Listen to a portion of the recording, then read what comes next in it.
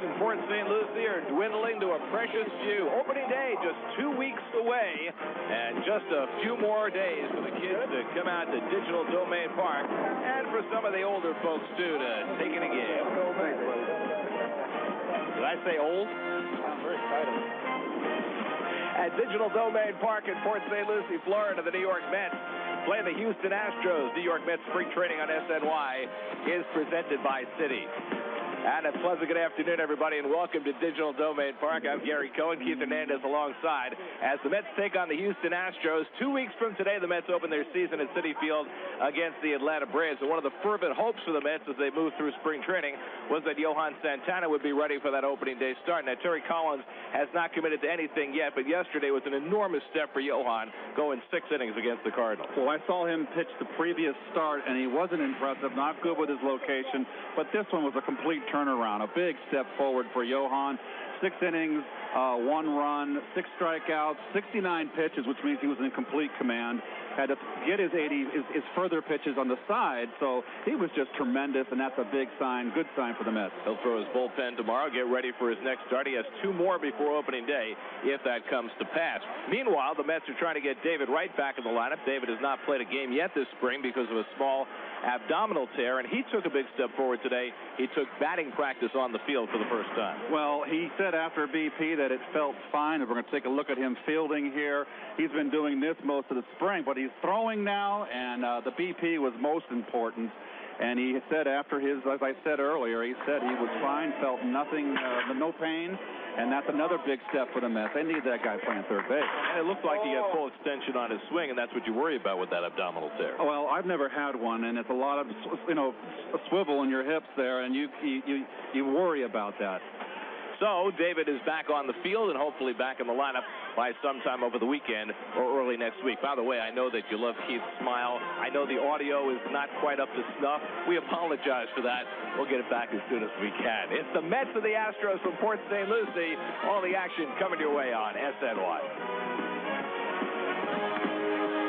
It's brought to you by Citi, by Budweiser, by Toyota. Hurry in. It's Toyota's #1 for everyone sales event, Toyota. And by WB Mason for amazingly low prices on office supplies. Who but WB Mason? Follow the Mets with the MLB.com at Bat12 via your iPhone, iPad, and Android. Get spring training scores, stats, highlights, live audio, and more. Text that BAT to 31826 or visit Mets.com for details. Let's take a look at the Lexus Mets defense. 4 starters in the game today. Matt Dendecker will play center field. Now, Andres Torres hurt his calf muscle on Tuesday night going after a fly ball. He says that he expects it'll be just a few days, but if Torres isn't ready to go opening day, Keith, there are a lot of options out there for Terry Collins. Well, Adam Lowen has had a wonderful spring. He's got a shot out there. Been getting a lot of looks in center field. Mike Baxter is trying to make this ball club also. Jason Bay has said that he'd like to go over to center field. He's willing to go over to center field, and even considering Jordani Valdespin, who's never played center field. The one thing these 4 guys have in common is they're not natural center fielders. The only one really is in the lineup today, and that's Matt Dendecker. And he's probably not ready to play in the big league. Split his year between single A and double A last year. Valdespin's interesting because he's a good athlete, but he's never played the outfield at all. So these are the things you try and figure out in spring training. All right, Dickey makes the start when we come back.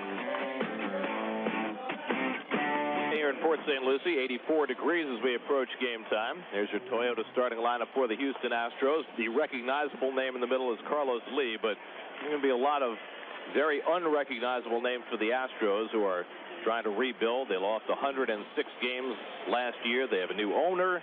They have a new general manager, and they are trying to reconstruct their team. The guy at the bottom, Wandy Rodriguez, might be the most available of all the Astros. There's Brett Mills now in his 3rd year as the skipper with Houston and trying to take a step forward this year after just 56 wins a year ago. Terry Collins has 2 weeks to get his team ready for opening day. And as we mentioned in the open, having Santana pitch the way he did yesterday is a big step, but all along, if Santana wasn't ready for opening day, this guy was waiting in reserve. Well, R.A. last year, if you recall, got off to a shaky start and really righted the ship, had a terrific second half. He doesn't walk a lot of guys, which is unusual for a knuckleballer. He's 0-1 this spring so far, and this is his third start. His ERA is over 6, but, you know, it's spring training. Everybody's getting tuned up. And, you know, you mentioned the slow start RA got off to last year, but the finish was spectacular. It sure was. And it wasn't just a flash-in-the-pan finish. It was a good, solid, the last 18 starts were solid for him. 12 straight quality starts to end the year. That tied for the longest stretch in the National League all year last year. There you go, after May 20th. And it was really after he hurt his foot in Chicago. And he just seemed to tone down his delivery a little bit to compensate for the foot, and it worked out brilliantly for him. He pitched wonderfully the rest of the year. J.B. Shuck will lead off for the Astros. Shuck, who played most of last year in Oklahoma City. There you see his numbers. Not a power guy. In fact, didn't hit a home run in the majors or the minors last year. Had 81 at-bats with the Astros and hit 272. And while he probably will not be the opening day center fielder for the Astros, he is at least a candidate. And the first pitch of the day by Dickey is a fastball for a strike, and it's 0-1. Well, there's a lot of spots open on this Houston Astro ball club, and the bullpen, a lot of things are up for grabs for them. Up for grabs. If you look at their starting rotation, you know, the young man that's pitching today was 11-11 on a team that lost 106 games. Slapped to short. Tejada waits on it and throws out Shuck for the first out of the afternoon. Nope, Brad Mills has got his work cut out for him. This is a team that is in transition, has dropped ticket sales, the price of tickets, price of concessions, to try to get the fans to come back and watch this team. Of course, it's a transitional year for the Astros as Angel Sanchez hits one out to center, and Dendecker has it measured. And quickly there are 2 outs because this is going to be the 50th and last year that the Astros play in the National League. That's right. They will go into the new realignment. They will run into the American League West, I believe, correct? Which is a long way for them to go. I mean, Houston... Well, it puts them in the same division as Texas, which they like, but it was very interesting, the comments by Lance Berkman this week, the noted former Astro, who said that the new owner, Jim Crane, was basically railroaded into accepting the move to the American League. And it's taken for a strike, 1-1. And Crane very diplomatically said, well, it saved us some money. They gave us a better break because we took that deal. But he said, frankly, there was no other deal available to us. Major League Baseball said, this is the deal. You're moving to the American League. And it's taken inside, 2-1 to J.D. Martinez. Dickey making his fourth start of the spring. And the knuckleball hit right back to R.A., so a very strong start for Dickey in the opening inning. He throws just 8 pitches and gets the Astros 1-2-3. Mets come to bat when we come back. Rodriguez takes the mound for the Astros this afternoon, a guy the Mets have always had trouble with, particularly in Houston. And Ruben Tejada will lead off for New York. Ruben just back a couple of days ago from a groin injury that set him back about 10 days. There's Wandy's numbers. That's pretty good numbers for pitching for a team that lost over 100 ball games. Tejada gets a hold of one, deep left field. Back goes Martinez, right back at the wall, and it's out of here. About that. Ruben Tejada, who did not hit a home run last season, has one Major League home run to his credit. It's his first of the spring, and the Mets are out to a 1-0 lead. His only home run came 2 years ago at Wrigley Field. 328 at-bats last year without one. A little stronger in the upper body this year, and he slugged it. Well, he put on around 10 pounds. You can see he's a lot thicker upstairs. And we've had these prevailing winds blowing out off the ocean out to left field, but that ball was crushed. Didn't need any wind to help that one get out of here. Well, Tejada put in the leadoff spot with Andres Torres out. There's Daniel Murphy, and he fights one off. I talked to Terry Collins a few weeks ago and said, if Torres does not make it as your leadoff hitter, who's your next choice? And he said it's Ruben Tejada. He had a .360 on-base percentage last year. Well, it's going strictly on that. Mets will lose a lot of speed. They're not a speedy team. by any stretch of the imagination. And really, we talked earlier in spring, Gary, remember you with Ronnie, and said if we'll take a look at the Geico Mets lineup right here. Tejada, of course, the leadoff home run.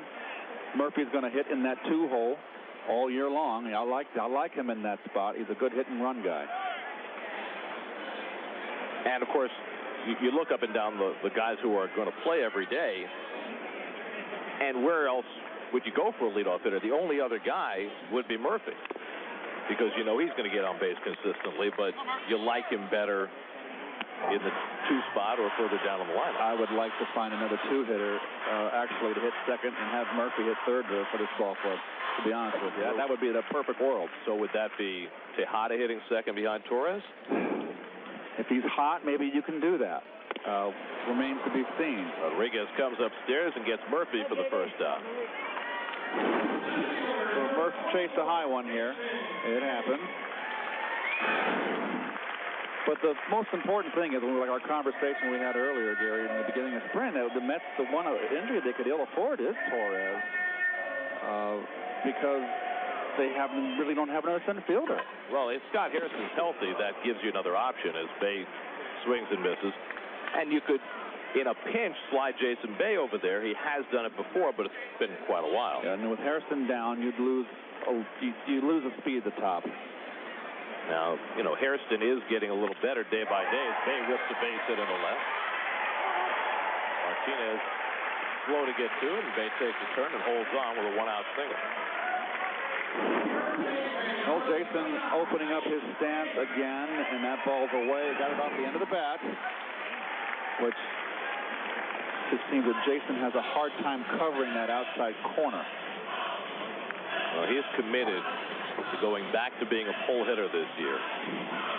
Like our colleague Mr. Kiner said, who's going to join us in the third, if you're going to do that, then maybe you want to get a little closer to the plate. Here's Ike Davis, who today is celebrating his 25th birthday. And they took a little swipe at Ike before the game. I don't know if you saw that, but up on the scoreboard they said, "Happy 30th birthday, Ike Davis." I'm assuming he took it in the good fun in which it was intended. There's the curveball for a strike, and it's 1. Well, there it is. Message up on the board right before the Mets took the field today. But no worries. No birth certificate issues. He is 25. And he seems to be playing thus far in spring with no difficulties with his ankle, but cost him pretty much all last year. Hurt in May and never played again. And was off to a great start when he went down. There's Lucas May playing third base today and hitting 5th in the order. He's on deck. 2-1 the count to Ike. There goes Bay. The pitch is a ball, and Bay steals the base. Second stolen base for Bay. He had one Tuesday night against Washington, and now he's got his second. Well, Jason can steal. He's a very smart player, and he just sneaks his stolen bases. He stole 11 bases last year. He's only caught 1. And, you know, Ronnie and I were talking about this the other night as you look at Bay taking a peek back.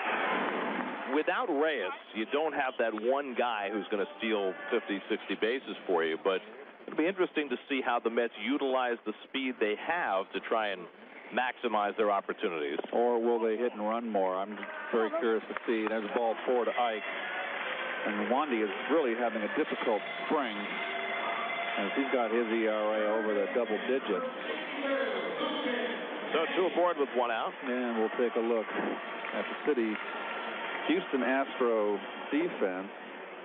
And you can see right there, Mr. Castro missing all that time with a torn ACL.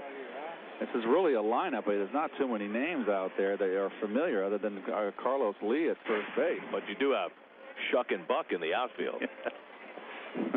You just hope you don't have Duck on the mound. Here's Lucas May. May trying to win a spot on the Mets bench. He's versatile. He's playing third base today. In his minor league career, Lucas has played every position other than second base. He's even pitched a little bit. Last year in AAA, hit .238 with 10 home runs. Had a couple of AAA stops last year. So his Reno numbers. 2 on and 1 out. And the curveball from Wandy bends in for a strike 0-2. For Wandy Rodriguez, his time in Houston may not be long. He's one of the very few Astros who is signed for next year. He's making $10 million this year, $13 million next year, and there's every chance that if the Astros find a taker, that Wandy might be dealt. A ball and 2 strikes, certainly for a contending team. That would be a nice quality left-hander to plug into the bottom of your rotation. Absolutely. It's just hard to imagine him paying, this is not a disparaging comment, but $13 million. Wow. Well, I think that's why the Astros would be interested in trading him. Here's the 1-2, and it's taken high. But the Astros did something very interesting with their rotation before they even started the spring, and that is they took a guy who gave them more than 200 innings last year in Brett Myers, and they moved him into the closer role. They certainly did, and that opens up a lot of the bottom 2 of that rotation. I mean, I like the top 2. I like Bud Norris. I think he throws hard. He's got a good live arm. Strikeout guy. Breaking ball in for a call, 3rd strike. And so May down looking. 2 strikeouts in the inning for Wandy.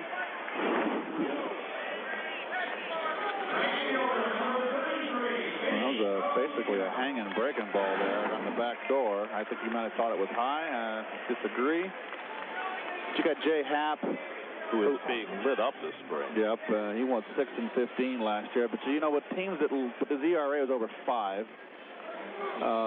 The other you got Jordan Lyles, Kyle Wellen. Well, they brought in Livan Hernandez, who I think they hope will take that 4th starter's job and at least give back some of those innings that you lose when you move Myers to the bullpen. Vinny Rotino trying to find the middle, cut off by Sanchez, and Lee had vacated the bag. They weren't going to get Rotino anyway, and the Mets have the bases loaded. Sanchez with the extension keeps a run from scoring. Bay holds the 3rd. Well, the old Baltimore chop up the middle. Nice range displayed there by Sanchez, and Carlos Lee was anticipating the ball getting through. And that shows a little bit of inexperience as a first baseman. So now the base is loaded with 2 down, and Rob Johnson will step in. Johnson doing the catching today, 3 for 15 on the spring, including a home run. The Mets have had very few home runs this spring. This is their 18th game, and the leadoff homer by Tejada here in the first, just their 8th home run. A chance for more now against Rodriguez, and it's taken on the outside corner of strike. Johnson in the competition for the backup catching job, but the way Mike Nikias has swung the bat this spring, you have to think that Nikias is going to be that guy. And Terry Collins likes Mike Nikias. I likes him a lot. Likes his attitude, his work ethic. A good teammate, team player. I still believe that, you know, I think 11 pitchers and you can have 3 catchers. Have your a 3rd catcher who's always your defensive specialist, and then have your 2nd string catcher is more of a bat. I just think that just hamstrings managers too much with 12 pitchers. I think that ship has sailed. I don't think you're ever going to get back to 11. I hear you. Outside of Johnson is 2 and 1. I mean, remember when you were playing, teams would routinely carry 10 pitchers, and they'd leave spring training sometimes with 9. 9 because of the off days in April. And the 5th starter would always stay back in extended spring training or go down to AAA and pitch in, would get called up in the latter part of April. But I agree that because teams now carry 12 pitchers routinely, as that drops in for a strike, 2 and 2 to Johnson, it really hamstrings a National League manager. You have only 5 bench players routinely, and then you can't use your other catcher. And that's why versatility is so valued now. If you have a guy who can play multiple positions, it is such an asset, particularly for a National League team. Breaking ball low, and now full count to Johnson. Wandy Rodriguez doing a lot of hard work here in the opening inning. Well, let's see what he features here. Bases loaded, full count. He's going to try to throw a little wrinkle. He's having a hard time getting his curve over. He's been up with his breaking ball this inning. And a lot of times in this situation, the pitcher thinks he can throw a get-me-over breaking ball, and you can get hurt doing that. Bay, Davis, and Rotino, the base runners, will get set to run with 3 and 2 and 2 down. And it's outside and low, ball 4, and that forces home a run. So Rodriguez issues his 2nd walk of the inning. Johnson gets an RBI, and it's 2-0 New York. And that'll bring the new Houston pitching coach Doug Brocail out of the dugout to talk to Rodriguez. Well, Brocail had pitched for the with the big club, Houston. The big guy. He had a long big league career. Came back from all sorts of injury problems to pitch till he was past 40. Brocail now new on the scene with the Astros. Well, I'll tell you what, they've got new in just about every position of authority except for the manager, Brad Mills, the holdover. So Wandy Rodriguez, who gave up 7 runs against the Braves his last outing, in deep difficulty here in the opening inning of this game. Matt Dendecker bats with 2 out and the bases still full. Dendecker 3 for 16 on the spring, and he swings with the first pitch fastball. And he's another young kid here that's got a future. He bulked up a lot on the offseason. He's a lot bigger this year than he was the last couple years he's been to spring. 17 home runs overall in the minors last year between St. Lucie and Binghamton. He's got a chance to be a good player. He's got a chance to make it. Well, he's got the defensive skills. Yes, he does. Those are big league caliber now. And he can run. It all boils down to can you hit. That's what it's all about. You know, and that's the dividing line right there. Of course, Matt's had a lot on his mind. You know, he's a University of Florida guy. He and Tebow are pretty tight. He was not thrilled about Tebow going to the Jets. How about that move? As a Jet fan, I can't fathom it. Why would you put that kind of crimp in Sanchez as the 0-2 after you just gave him a big contract?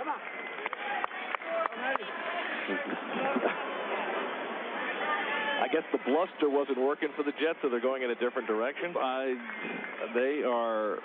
There's a lot going on there. Yeah, it's not a good clubhouse. I don't like all the little backfighting that's going on with that team. 30th pitch of the inning.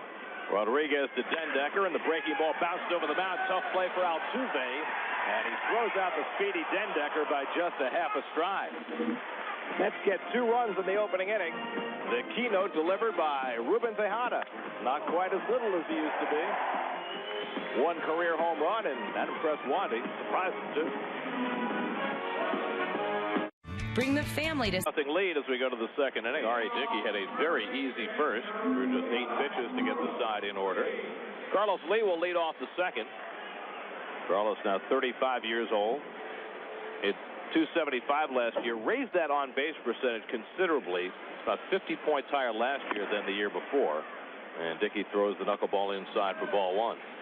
This is the last year of Lee's contract.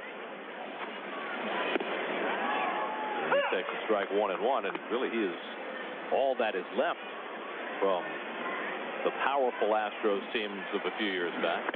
He's not a guy for a power hitter, and he had an off year offensively last year. I mean, he played in 155 games and only hit 18 home runs. But he doesn't strike out.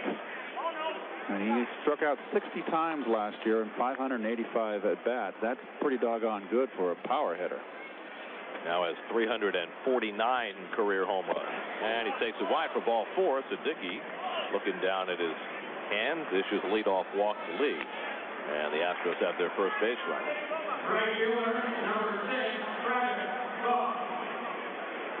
Now Travis Buck, former #1 draft pick of the Oakland A's. Never made much headway there. Now trying to find a spot with the Astros after playing last year in Cleveland.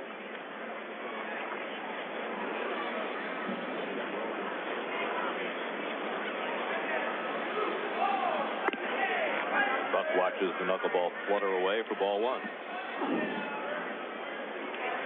And for the RA's pitching, he's like Dylan G on the first base, extreme first base side of that rubber. Good knuckleball there. You know, and one thing about RA, and much like Phil Niekro, the Hall of Fame knuckleballer, when you throw a knuckleball, you can't be from the stretch, the runner on first, even though Carlos Lee doesn't steal bases, you can't be slow home because they'll steal your pants. They'll steal you blind. And Dickey's very quick home, much like Phil Niekro was. You don't want them stealing your pet. I know that. End up like Steve Lyons. I corrected myself. Thanks for bringing attention to it. Off the corner, 2-2. You didn't think I was going to let that pass, did you? It's nice to work with you again. It's been a while, hasn't it? Yeah, it was a pleasure to work with Kevin. Kevin's relaxing at home now. Must be happy. Swing and a miss, and Dickey gets fucked with the knuckleball. First strikeout for R.A.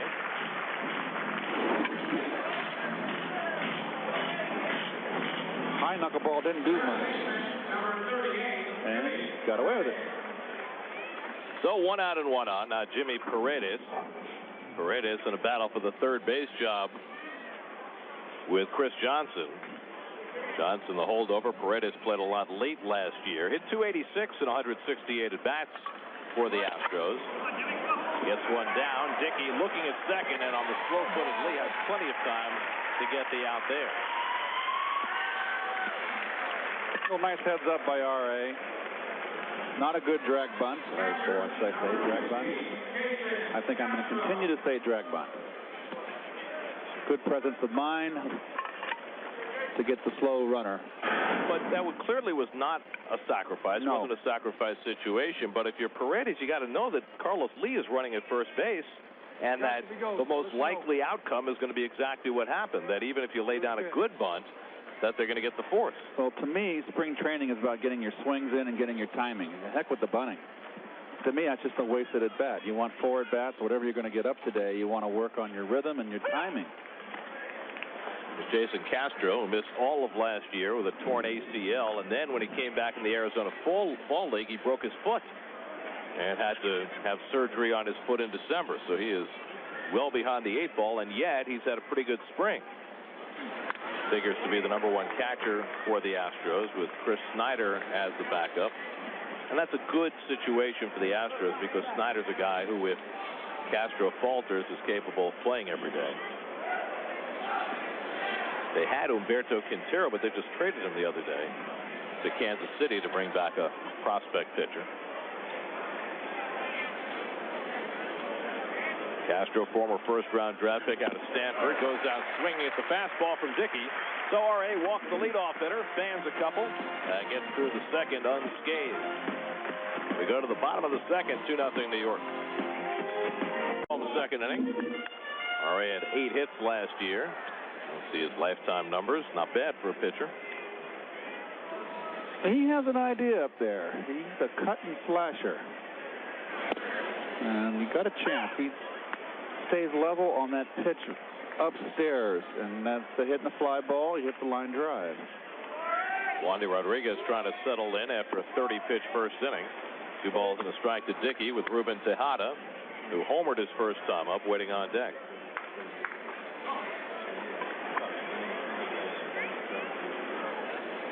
And it's smashed the other way, and a base hit for Dickey. There's your cut, and there's your slash. You got it.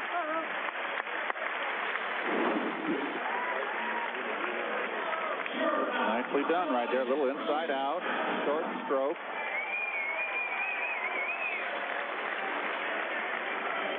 R.A., whose book is coming out in a couple of weeks. Then later this summer, the movie is coming out. He's a multimedia guy now. Hey, the guy that career was just about over. How about that? What a turnaround. Been quite a story, and of course, all of his interesting off-the-field doings only add to the story. The climb of Mount Kilimanjaro for a great cause this past winter, and he's unique. He is a baseball renaissance man, as Ruben Tejada takes a strike. Let's have more than their share of those, you know, with Miguel Batista and R.A. Dickey in the same clubhouse. Got guys who can write books and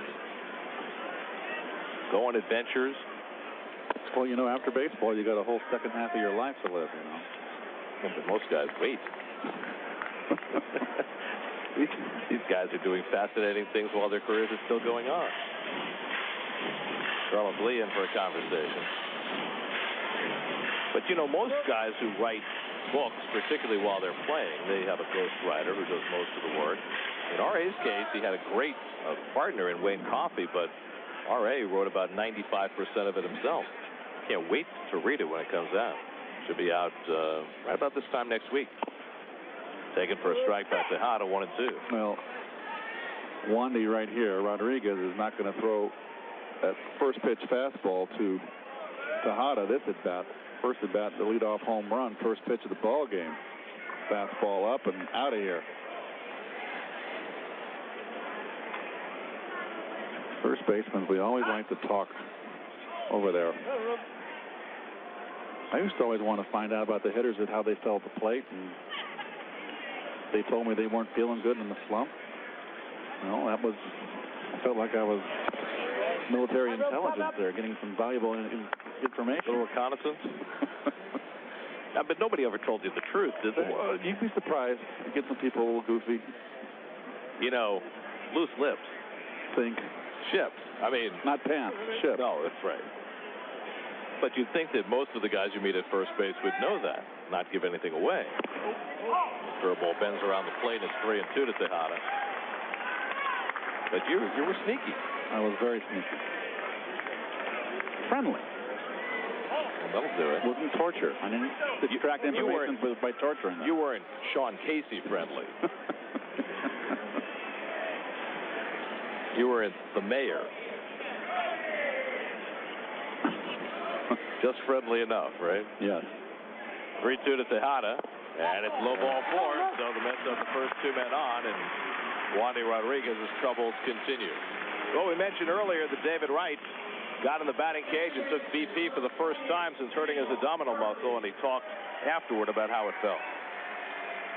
Yeah, I feel good. I've been in the cage for a little bit of time now, so today was the next step in going on the field because it's a little more energy. You exert a little more, so I felt good and heading in that right direction. So I did a full day with the guys today, so I need to probably do that for a few more days. And this is kind of like at least in my eyes, this was kind of like the first day, for me for spring training. Going through everything from stretch to to the conditioning. So, I feel good, and like I said, heading in the right direction. Daniel Murphy pops one up. In comes the left fielder Martinez to call, and that's the first out. So Murph swinging at the first pitch with 2 men on, flies out. But I think that David has taken a very cautious approach, and the Mets have taken a cautious approach with him about returning from this abdominal injury. I talked to David the other day, and he said his natural inclination is to go from 0 to 100, and is taking it very, very slowly, and realizing that they still have enough time to have him ready by opening day. He's got 2 weeks, 14 games to get his stroke going. So, it's good that it happened early in spring, not in the middle, obviously, or late. I thought what David said the other day about what he needed to be ready was interesting. He said it wasn't about the number of at-bats. He said it was more about just being on the field and getting into the ready position and getting up and getting down and getting sweaty and getting sore and all that, and that was actually more important than whatever number of at-bats he got in games. He felt as though he could always go over to the minor league side and get 10 at-bats in one day if he needed to. Right, and also, most importantly, you don't want leg injuries, because when you get a leg injury, you can't run and you can get out of shape. And David had an upper body injury, obviously, and he's able to still condition as far as running and sprint.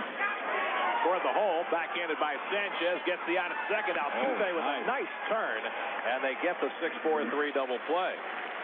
A little Jose Altuve, just 5'6", and he showed some quick hands in the middle of that twin killing. When we come back, Hall of Famer Ralph Kiner joins us as we go to the third.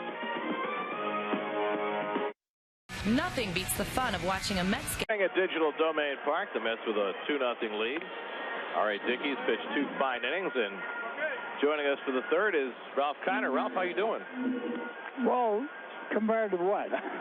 Compared to yesterday. Everything's fine. No, everything is very fine, and it's good to see you back in action here, Gary, and starting the new year. It's going to be an interesting year. It's going to be a hard year. It's going to be very tough.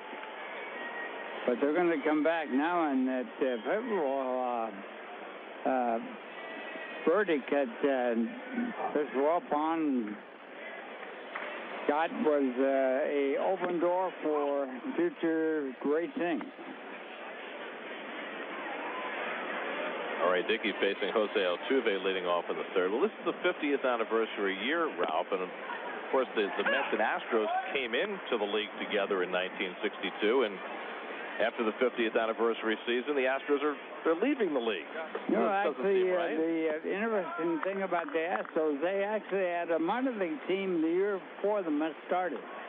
And that gave them a little bit of an edge, but they have never reached the pinnacle that the Mets have reached compared to the two teams. Of course, the Astros dominated the Mets in those early years. Of course, they weren't the Astros when they started. They were the Houston Colt 45. Boy, the year the Mets won in '69, never won a game in Houston. They had a tough time with that ball club. Right, the Astros beat the Mets 10 of 12 that year in '69. And that would have been in the Dome, the Astrodome then. I know growing up in San Francisco, Ralph, the Giants lost many a pennant to the Dodgers because they could not win in the Astrodome. Really? They were a team that was based on power, and that big ballpark was a big neutralizer, and it was on there. I mean, that was the one when I was a kid growing up. They televised that series always in Houston and Dodger Stadium.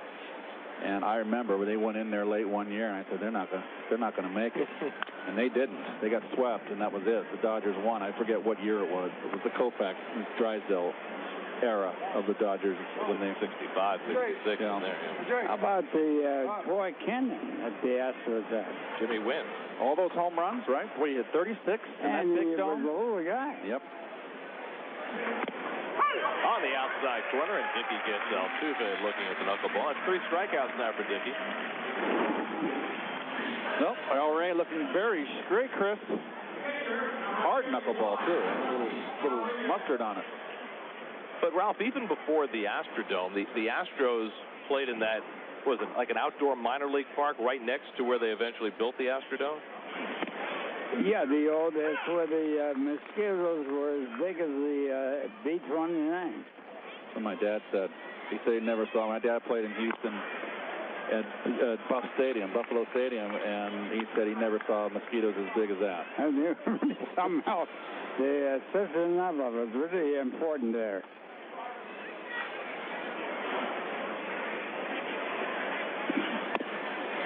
But the Astros did not play in Buffalo Stadium. It was another ballpark. I forget the name of it. I'm not sure what they called it. But I think they called it Colt Stadium, didn't they, when they first started? I think so. Yeah. Houston Colts, yeah. What's inside? In fact, that was named after Colt 45, the gun. Right. And in fact, there's a bit of a controversy in Houston this year because they want to use throwback uniforms for the 50th anniversary this year, and there was a question as to whether they were going to put the Colt 45, the gun, which was on the original uniform, on the uniform for the recreation. Mm-hmm. And, of course, the other franchise that changed their name was the NBA, the Baltimore Bullets, had to change their nickname. Wandy Rodriguez pokes one over to left center, and over comes Bay to grab it. 2 out. Baltimore Bullets was back in the day when they had Earl Monroe was the star, and Gus Johnson. Wes Unseld. Yep. Kevin Loggery. Yep. So 2 out and nobody on. Now J.B. Shuck. Well, the whole thing with Houston when they started up was Judge Hawthorne. He was the guy that was the judge in the city there, and he was the guy that followed the Astrodome, and he was the guy that got it started. And that was the first indoor stadium of all time, and it was billed as the 9th wonder of the world. I didn't find it so wonderful myself. I didn't either, and up at the very top, remember they had the apartments up there, and people actually lived there? Well, Judge Hoff finds that in the Why in the heck would you want to live? Alley, his office was up there, everything else was in his favor. Lucas May takes charge of that weak pop-up, and Dickey looking splendid gets the Astros 1-2-3.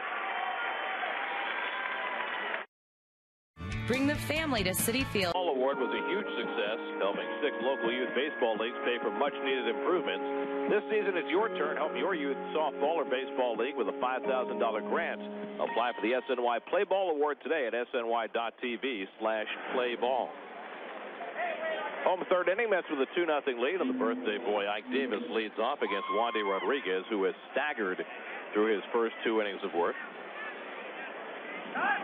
Ike drew a walk his first time up. Well, Ike is, for a young hitter, is very selective at the plate, has a good eye, good patience. Just sometimes I think he gets a little bit home run happy, and he lets that pitch outside corner. He takes it a lot, and we know that he has the ability to go the other way, and I know he probably feels that, you know, the Mets need him to hit home runs, particularly with Wright not in the lineup, but even with Wright in the lineup, there's not a lot of power on this Met ball club. So I just don't want to see him get out of his game and get in bad habits and pull too much. Well, I think the one positive of moving the fences in this year is that you can be less conscious of home runs and still hit them, and you know, not get out of that good hitting groove. You know, having been a home run hitter, Castro squeezes it, 1 out. the thing about hitting home runs, if you can't hit a lot of home runs, I'm talking about 40 or so, you're much better off to go the other way and be a singles hitter or a doubles hitter or whatever is going for you. I mean, 20 home runs is not a lot of home runs. And they call people home run hitters, they hit 15, 20 home runs. It's not a home run hitter. Got to hit 40, 50. It's not a lot for you. Well, it's not a lot for anybody. I don't care. Babe Ruth was a home run hitter. Lou Gehrig was a home run hitter. Hack Wilson was a home run hitter. Hank Greenberg is a home run hitter. They're home run hitters. They hit them 50. So, Ralph, where's the line of demarcation? You think 30 and up? Or Well, 30's not bad. I mean, okay, 30's okay. I would like to have hit 30 one year. Were you saying I'm a pin hitter? I'm near degrading home run hitters when you talk about Davis being a home run hitter. He can hit the ball a long way. Yes, he can. But he doesn't do that often. Well, I don't think we've seen yet from Mike exactly what he's going to be. Capable of. I mean, he hit 19 his first season, and last year, I think he was going to hit a lot more than that if he had played the whole season. You got to do it before you can call yourself a hitter that hits home runs. Home run hitting is the toughest job in baseball. Lucas May hits one off the end of the bat. Struck over in left center, grabs it, 2 out. Ralph, were you in your Pittsburgh teams, were you the sole supplier of the power of that team? Yes, and the only other, well, I had Greenberg in 1947, but he had 58 home runs, but not with us. He had 25 actually with us his final year in baseball. But he was a home run hitter. But Wally Westlake was my backup man, and Wally was about a 15 home run hitter or somewhere right in that range. One thing about home run hitting, when I was hitting home runs, Wally Westlake was the on-deck batter and hit behind me, was always knocked down by the pitcher after I had a home run. He came to me and he said to me, "You got to stop hitting home runs. I'm getting tired of going in the dirt."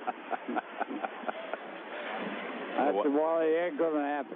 I don't know why they took it out on him. So, Mike, well, they always did. But you hit a home run, and everyone hit a home run. The next batter would go down. But they didn't hit you the next time around? No. You hit one? No. I never could figure that one out. You know, you always hit the guy behind him. What did he do? He's just in the on-deck circle. That's what Wally said. I mean, why throw me? I didn't do it. I mean, the pitcher hits one of your players, you hit their best player. Why not hit the pitcher? You know, you throw my guy, guess what? You're going to get drilled, pal. You got to hit. It's the National League. Well, payback is the main thing, and they want to make sure the next batter didn't hit a home run, so they'll knock him down.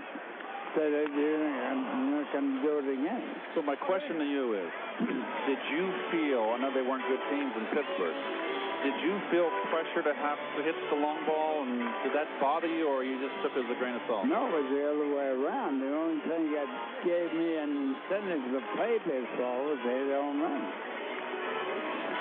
And the whole whole thing. Well, actually, I wouldn't. I could cut down and rather take singles. I don't want singles. Vinny Rosino hits one out to left. There'll be enough room for Martinez, and that retires the side. So Wandy Rodriguez, with his best inning so far, gets the Mets 1-2-3. We sail into the fourth, 2-0 Mets. Pitching from Johan Santana yesterday. Johan went 6, didn't allow a run for the first 5, and R.A. Dickey backing that up today with 3 hitless innings. Angel Sanchez leads off and takes the fastball up and away for ball 1.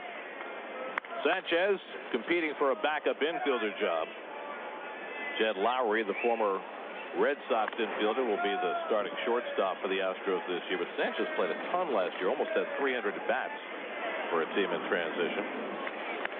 You know, Keith, you were talking about David Wright and missing games.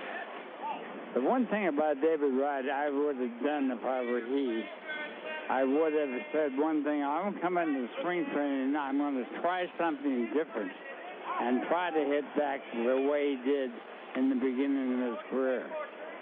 But he didn't get that chance. And experimentation in spring training is what most really good hitters try and do. They try something different that might work and find out what it did.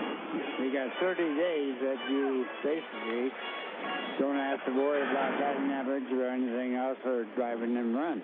And there's ball 4 right there. And Ralph, when you say David going back to when he first came up, you mean driving the ball in the right center field? Well, that, and on top of that, we get the swing back and to find out why he's striking out so much. He strikes out way too much for the type of hitter he is. Here's J.D. Martinez with Sanchez at first. Second walk given up by Dickey. Martinez hit a comebacker his first time and takes the knuckler inside. Well, when you were in spring training, Ralph, did you experiment a lot? Yes, very much so. Really? Give me an idea what you would try. Well, first of all, I tried to use a heavier bat so I could enlarge the sweet spot in the bat. Burke with a toss, Tejada with a turn, and the Mets turn the 4-6-3 double play, 2 out. But I would try different positions in the batter's box. I would try to do different things. I would try to think about just changing something and see what happened and what it worked and what it did to my approach to hitting. When you're hitting 45, 50 home runs a year, why did you feel you needed to? Well, just to experiment. I mean, spring training, you get in shape as a hitter and maybe a week. I mean, you really don't need all those games to play. So why not find out something? See how first of all, I talked to people like Ted Williams. I talked to people that were really good hitters, find out what they did. If they did something different than me, might be the position in the batter's box or whatever it might be, I would try. And that is one thing right there, Ralph, is that I think it's kind of missing today. You always want, you see the pitches by R.A., very efficient, is you want to ask the good hitters what their approach is, and you just pick their brain. May throws out Lee, another good inning for Dickey. Still 2-0 Mets. Live BP wearing a GoPro camera attached to his equipment, providing us with an inside look from a major leaguer's point of view. To learn more about GoPro's products and how to capture your own sports memories, log on. The world's most versatile camera. Be a hero. GoPro. Bob Johnson leads off the home 4th inning. Walked to the bases loaded, the drive and a run in the 1st inning. Wandy Rodriguez finally settled in the 3rd inning and got the Mets out 1-2-3 after a shaky first 2. And Johnson strokes one foul, 1-1. You know, Ralph, we were talking earlier about home run hitting, and you played in an enormous ballpark at Forbes Field in Pittsburgh, and obviously hit a ton of home runs. Nobody talked about ever moving the fences in there, did they? Well, they did one time. Yeah, they moved them in to a normal distance. But center field was 457 feet away. Is that after they moved him in? No. Well, yeah. That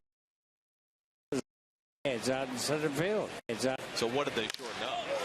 Shorten up down the lines. It was 360 down the lines with a big scoreboard on top. and they swung it up for 335, which is a normal distance. And they did that for Hank Greenberg, and they called it Greenberg Gardens. And when he left after 1 year, they called it Kind of Scoring. That's when the name of my show was Kind of Scoring. That was a big thrill for me, Ralph, when I got on your show for the first time. Well, you wanted the money. Well, I like that $100 bill you gave me, yes. So it wasn't just Ralph's good company. Show. It took me like 4 years to get on the Ralph show because I was thinking it up my first 3 years in the big leagues. Den Decker with to the board. So Rob Johnson with a walk and a single today. So you actually appeared on the show as a card. I was looking at the monitor. It was on TV. It was like a studio. It was like, so it was. I was 22 years old. Whereas in New York, you know, you don't have that in St. Louis. I remember the studio was right next to the Met clubhouse. That's right, yeah. Yep. That was in Shea Stadium. Shea Stadium, yes. Yeah. In the old Polo Grounds, the studio was down underneath the stands, and it was really a terrible place. Slash down to third. Paredes can't make the play, and the Mets have 2 men on. Trying to throw the ball too soon and never really got the grab on the ball he needed. I think he was a little bit uneasy about his backhand here. Took a funky hop, too. Took a little spin off the grass. But, you know, a play like that with Den Decker running out of the left-hand batter's box and slashing that ball, there's no way you're doubling him up. So you're better off just get the lead running. Yeah. So now Dickey will go up there looking to bunt them over. Dickey had 9 sacks. Who had so much trouble last year. Dickey was probably the best of the group. But pitchers bunting is a huge point of emphasis for the Mets this spring because it was such a difficult situation last year. They put a lot of pressure on already. What a perfect bunt. So they run the wheel, but they still have to go to first with it. Well, you run the wheel, you hope that they bunt it right to the third baseman. Dickey did, and they still have to go to first with it. Well, you got to hope. You always want to bunt it down the third base line. Deadening. R.A. does a beautiful R.A. job of deadening that bunt. Otherwise, they had to play at third. You got catcher Rob Johnson running from second to third. But the Mets still able to move the runners. 5-4 on the sacrifice. They'll bring the infield in. Middle infielders are kind of halfway, corners in. Well, Tejada's already taken Wandy deep. He might just pitch around him here. He walked him his last time up after Tejada hit the home run in the first inning. I'm only being slightly facetious there.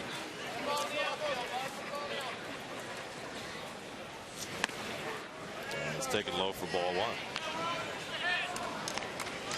Very critical, and Tejada does show tremendous patience at the plate for a youngster. A good eye, and there's the defense right there, the infield, you notice. Corners in, halfway up the middle. Yeah, well, the pitcher is struggling to get his breaking ball over, and he's in a hole right here, and he tries to throw that curveball, and it's in the dirt. You take it, you got him 1-0, and he's having trouble finding the plate. And you just, you're in fastball. A good stop by Castro. You know, Tejada finished up this season hitting the ball raw.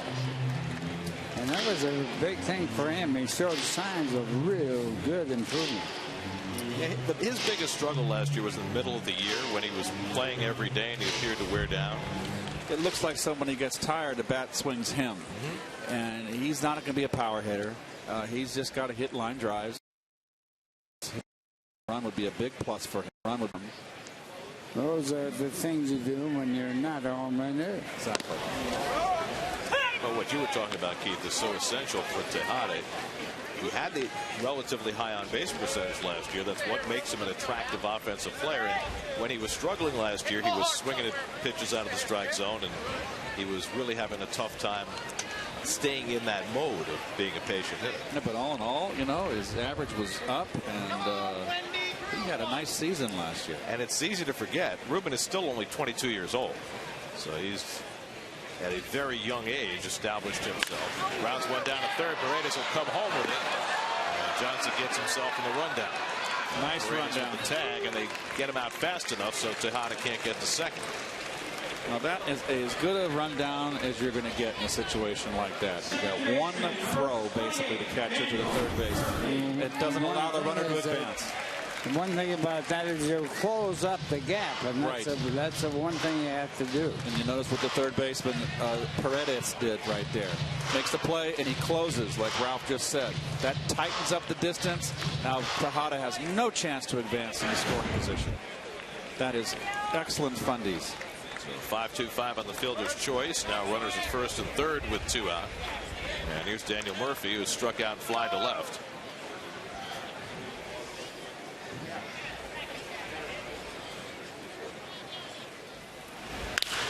Again, first pitch swinging up the middle, past Sanchez and into center field. Dendecker comes home, and it's 3-0 New York. And I'm used to seeing that with Murph, with 2 at-bats in a row. With runners in scoring position, he goes after the first pitch, and this time it pays off. A little breaking ball away, he stays in. The Mets have been kind of just getting a lot of ground balls in the right spot here. You know, the thing you talked about earlier was the fact that Murphy ought to be a third place hitter. Yep. He makes good contact, hits the ball sharply all the time. Not all the time, but most of the time. And he is a type of hitter you want batting third. I agree. And your third hitter traditionally is your best average hitter. He's an RBI guy, and he's also a guy that gets on base for the big guys behind the 4, 5, and 6 hitters. Well, if David Wright were to miss time, you figure Murph would move into that third spot in the order. Jason Bay hitting third today, but I mean that's going to be David's spot when the season begins. Yes. You know, technically, you want the third base hitter to hit the ball the majority of the time, make contact. And David Wright strikes out too much to be a third base hitter. I think that if Murph's hitting third, a left-hand hitter, I would like Wright hitting cleanup, and Davis, a left-hand hitter, hitting behind Wright in the 5th spot.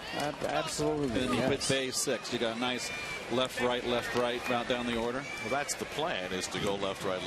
With, I mean, Terry is expecting to have Wright third, Davis 4th, Bay 5th, and then Due to 6th.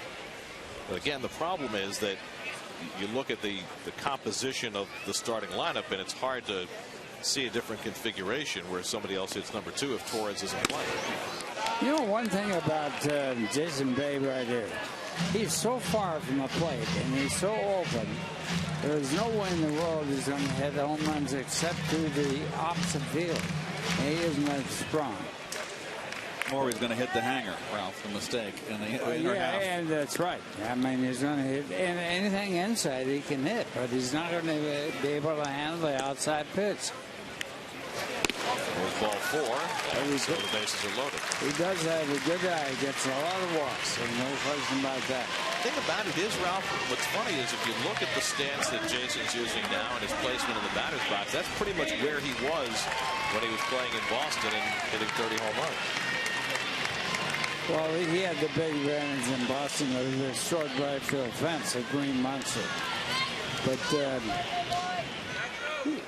he's had some real problems in his career as a Pittsburgh Pirate. After his rookie year, he had some problems hitting the ball. And where he is standing right at this moment, he's making it tough for himself.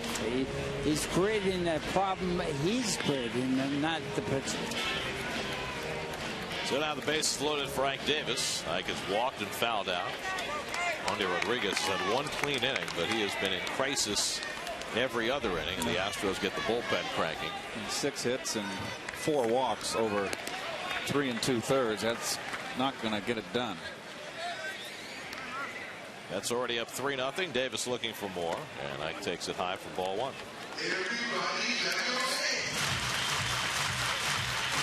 I see he's dropping along. Yeah, my favorite. It's like follow the bouncing ball. And a 1 and a 2. Was that Lawrence? That was Mitch Miller. Mitch, that's right. That's like the old movies. That's Welker's more like a 1, 2, 3. A 1 and a 2 and a 3. Oh, wonderful. A wonderful man. Metro doing there, huh? Wonderful Lennon sisters. 1-1 to Davis with the bases full, and Ike takes it just inside. 2-1. This is a backup curve. Missed inside. That's a good pitch to hit right there. Those hanging curveballs are wonderful. They do kind of come in like slow motion, don't they? They say hit me. That one got away from Rodriguez, who slipped as he threw it. Nope. He's 3-1 now. He's got to throw a strike here. Now right here, Keith, you got to look one thing. Look fastball. Look for it right down the middle or take it. So, okay. A lefty for me, and I stood on top of the plate. They always get in trouble. They're going to 8 out of 10 times they're going to throw a fastball away. So I'd always moved up. I would look at 3/4 of the plate, inner half away. Every once in a while you can look in, but this situation right here where it's 2 outs and a base hit busts the game wide open, he's going to throw a pitch away. And he missed with it for ball 4, and that forces in a run. Second base is loaded walk of the game. That brings home Tejada, and it's 4-0 New York. And one thing about that pitch was it was a terrible pitch.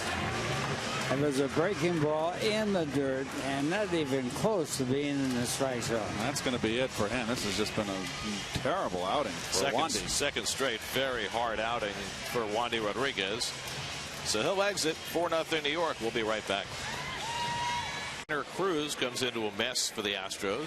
Well, hard thrower, pitched at St. Lucie in Binghamton last year. Throws in the high 90s. Great arm, but he walks 5.5 people per 9 innings. It's Lucas May who for a strike. 5 draft this past winter, which means the Astros for him back to. He's had a rough spring so far, so Astros are going to keep him, but Astros Brad tough spot here to see what he can do. And that fastball dents the corner, and it's 0-2.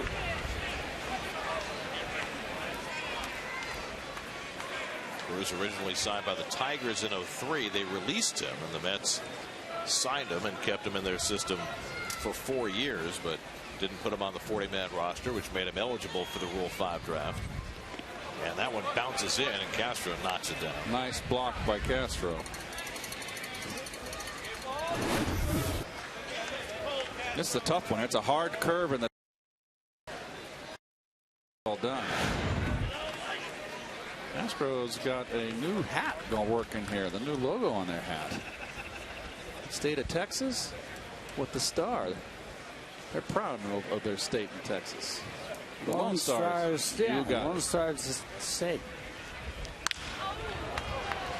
Down the right field side, and that'll be beyond the reach of Carlos Lee. So I don't know if that's going to be their hat this year, but they've certainly made changes over the years. They used to have the multicolored uniforms, and then they switched to the star and the red base color uniforms. I like the original uniform the best with the smoking, with the Colt 45. Again, with the smoking gun. Well, they're going to run that out there at some point this season to celebrate their 50th anniversary. I don't think that's going to encourage anybody to go out and commit mayhem. Oh, 3 calls. So Cruz denting the outside black with that fastball 3 times to Lucas May and leaves him loaded. Mets add 2. We'll talk to Lucas Duda when we come back to the 5th. 4-0 New York. 5th inning, Mets with a 4-0 lead. Ari Dickey's been cruising through his first 4, and he'll head out there for the 5th. And as he does, we're joined from the Mets dugout by Mets right fielder Lucas Duda, brought to you by the Xerox Business of Baseball. Xerox, ready for real business. Lucas, it's Gary and Keith and Ralph up here in the booth, and we saw you go the other way against Steven Strasburg the other night, and that was pretty impressive. What do you think?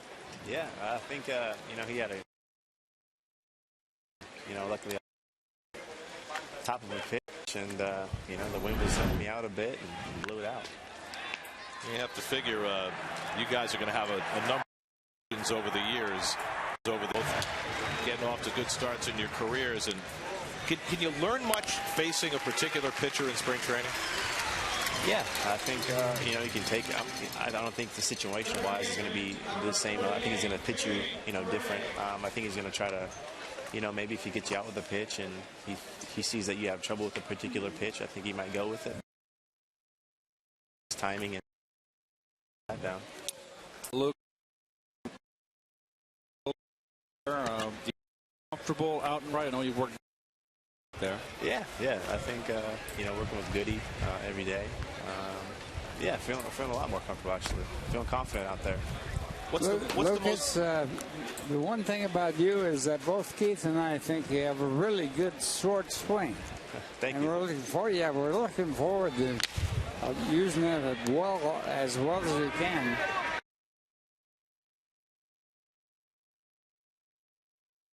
Playing right field, what's the biggest thing that you felt that you've needed to adjust to getting out there and playing all the time?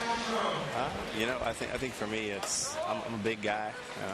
I'm not too fast out there, so I think my routes have to be correct and direct, and you know, catch the balls I can and kind of minimize the damage.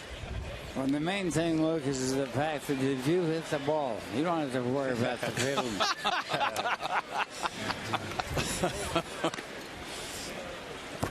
That's a 7-time home run champion talking to you, Lucas. I know. I will say one thing, Lucas. That year you came up and you struggled so mightily.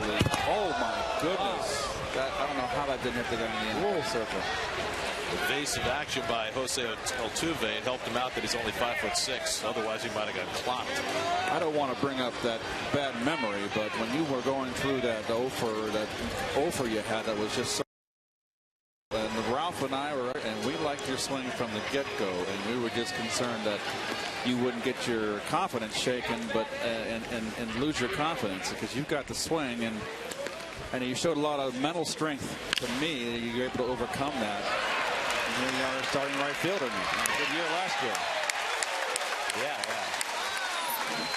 That was a tough run. Nice play by Lucas. That made Luke.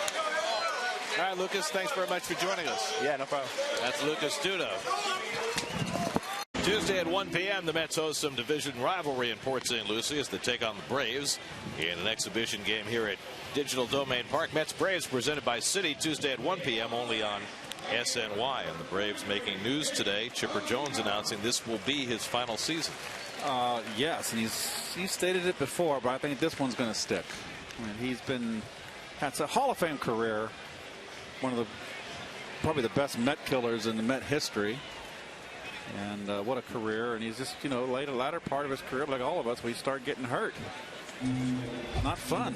Well, the nice thing about him making the announcement now is that the Braves can gear up the farewell tour machinery that they so executed for Bobby Cox a couple of years ago.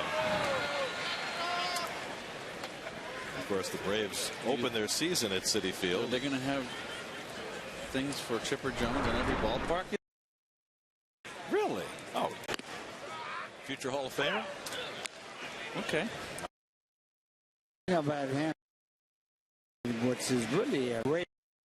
He went from to the outfield to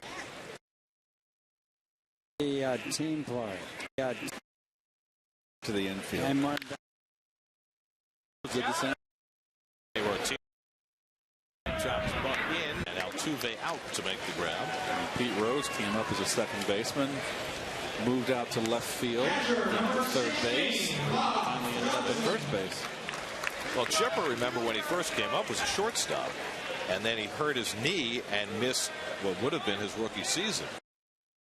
And they eventually moved him over base. So. He's number one selection in baseball that made it big. And he wasn't supposed to be the number one guy. Remember the pitcher from Texas who everybody thought wouldn't sign, and Oakland drafted him like acknowledged number one pick, and his name is number one where are now as Johnson grounds out for the second out. Todd Van Poppel was supposed to be the #1 guy, but the Braves took this unknown kid from Florida named Chipper Jones, and turned out to have 100 times the career Van Poppel did.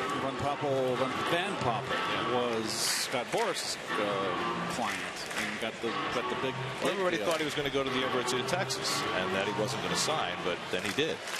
But it just didn't work out. Van Poppel went to Oakland, right? They drafted him. Yeah, I think it was the 14th pick, something like that. They took a shot at it, and they signed him, but never. And of course, Chipper had a magnificent career. Amazingly, the first-round pick in the nation hasn't really done that well anytime. Very seldom do they make it. Well, Darryl Strawberry did pretty well. Yeah, seldom. I'm going to say the majority of them picked #1 as the best player in baseball. Every year they are available for the draft. They haven't done that well. Well, of course, the Mets had that infamous pick. Chilcott. Right, Steve Chilcott over Reggie Jackson. That was a bad pick. And Stengel was the guy that said that he's going to make it. Ned Decker strikes out. It's a 1-2-3 inning for the former Met farmhand Reiner Cruz. Off to the 6th, 4-0 New York. Inning in Port St. Lucie. All right, Dickey has been spotless so far. And Jose Altuve takes ball 1. New shortstop for the Mets, Ronnie Cedeno, takes over for Ruben Tejada. By the way, if you're wondering, while the Mets have never had a no-hitter in a game that counted, they have had a couple in spring training. And combined. And they also had that. But you know what's interesting about knuckleball pitchers? They're not really knuckleball pitchers. They throw with a finger baseball. And there have been 70 bona fide knuckleball pitchers in the history of Major League Baseball. That's all. It's a very strange pitch. Well, right now, Wakefield retiring, and there's a fastball for a strike. Dickey is the last guy standing. The last active knuckleball pitcher in the not minor league, not best relief pitcher with the knuckleball was Hoyt Wilhelm. And of course, the guy with Atlanta and what have you, Phil Negro. He won 300 games. But Hoyt Wilhelm, even though he was relief pitcher, had enough starts that he actually threw a no-hitter against the Yankees. Threw a no-hitter that one time he got a start and did that. Also had a home run. Is that right? Yeah. And there's ball 4, and Altuve's on. Third walk by Dickey, and all 3 have come leading off innings. And then, remember Wilbur Wood, when he was with the White Sox, he started both games of a doubleheader one time. Oh, yes. Wood didn't throw forever with that knuckleball. This is Justin Ruggiano coming up as a pinch hitter for the Astros. I remember when the White Sox, when they had those red uniforms, and they had Goose Gossage and Terry Forster when they were young and starters that threw bullets back to back, and they both wound up relievers. Right. Obviously, and Goose, a Hall of Famer. He could throw hard, I'll tell you. Oh, Terry Forster could throw bullets. Oh my gosh. That was before Letterman got hold of him. Remember that? No. Called him a fat tub of goo. Well, he was always a little bit of a load. He couldn't do the push-ups away from the table, that's for sure. But I can imagine the contrast on that staff. You face those guys, and then you face Wilbur Wood. It's a line to the left field, and so the Astros had their first hit. Pinch hit single for Justin Ruggiano. Nice hand from the assembled fans here in Digital Domain Park.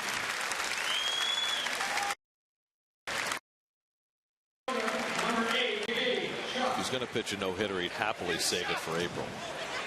Yes. Here's J.B. Shuck, who's grounded to short and popped to third, 0 for 2.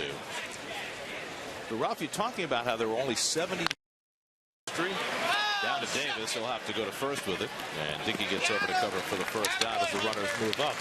Weren't there 4 knuckleballers on one staff at one time? The Washington Senators had 4 knuckleball starters on their staff.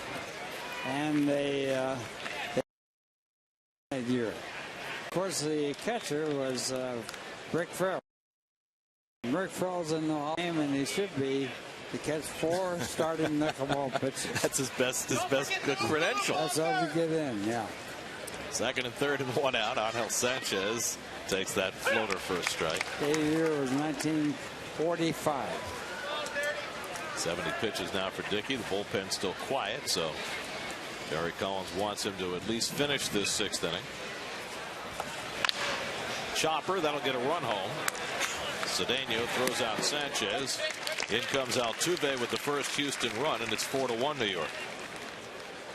Left fielder, number 14, J.D. Martinez. Well, Rick Farrell's brother was Wes Farrell, and he still holds the all-time record for home runs by a pitcher. 38 home runs, and he also played in the outfield, but he was a great pitcher and should be in the Hall of Fame, in my opinion. The home run record. I think Warren Spahn had 37 home runs, and Bob Lemon, I think, 36. I'm not real sure.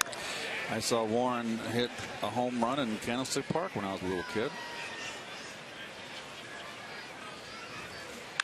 Hit sharply, and May with a nice play. He's had a good day in the field. And he throws out J.D. Martinez to end the inning. Dickey gives up a run, but the Mets up 4-1. Well, the new closer for the Astros, Brett Myers, will pitch in the bottom of the 6th inning. Well, there's his numbers last year as a starter. He had 1 relief appearance last year. And as Gary mentioned earlier in the ball game, a bit of a surprise that they moved him out of the rotation to the closing position. He's done it before. Did it in 07 with the Phillies. That year he was the opening day starter and wound up the season as the closer. Saved 21 games. He throws out R.A. Dickey, who takes the turn to bat here in the 6th. And not yet any action in the Mets bullpen, so it could be that Dickey will start the 7th. Gary, I'm going to attempt to name the knuckleball pitcher for the Washington Senators. Hefner, Negrin, Leonard, and Wolf. Dutch Leonard is the only one of those 4 that I know the name of. Really? Well, Dutch, I hit against that. That's right. He was really a tough guy. He had a knuckleball and went up. What year was that, Ralph? 45, you said? In 45, yeah. Keith's got his new toy. He's got his iPad. He's going to look it up. I'm going to look it up. That's very nice. Very sleek. Thank you. Makes you look very modern. Well, it's very practical to have this, right, in the booths that we work in. Well, let me ask you this. How do you work it? I'm learning. I'm getting it. Slowly but surely. I'm going to just put in, Ralph, I'm going to Google 1945 Washington Senators. And it should bring up the roster. You got the roster. That's right. That's where I got the information. Oh. Ronnie Cedeno batting for the first time. Hey, they've swapped Martinez in left field. It's the former Met Fernando Martinez now playing out there for the Astros. Cedeno bounces one down to third, and Paredes takes care of it. Off the glove of Lee, and safe at first is Cedeno. Growing pains for Carlos Lee over at first base. And that'll be an error on Lee.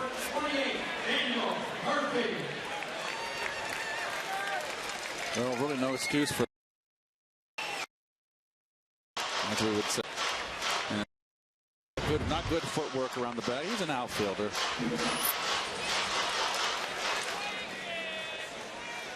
So 1 out and 1 on, and now Daniel Murphy, who had an RBI single his last time up, 1 for 3 on the day.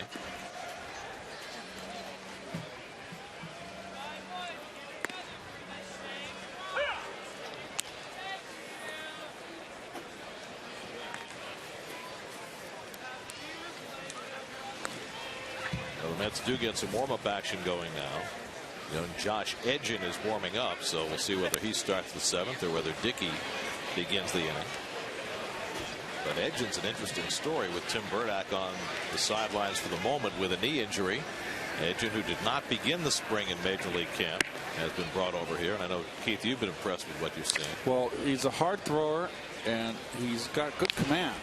And the times I've seen him pitch, which is twice, He's really painted the corners and kept the ball down.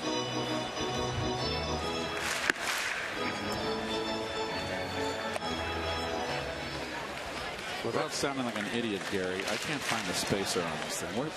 Where's the spacer? Don't ask me. Come on. You don't have one? I don't have an iPad, no.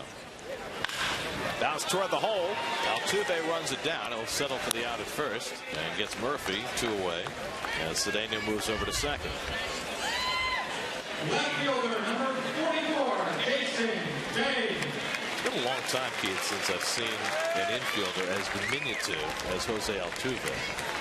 I mean, he's in Freddie Patek territory. Yes, he is. Freddie Patek, 5'4". I mean, they list Altuve at 5'6". I'll tell you what happened there. 1 year we had a home run hitting contest at Forksville, and Ted Woodlands and Walter Goldfall for the Red Sox. There was a guy Westlake for the Pirates, and Patek wanted to be in the home run hitting contest. Yeah, and how'd that go? Funny guy, yeah. he wasn't big enough there. He did hit a grand slam on him.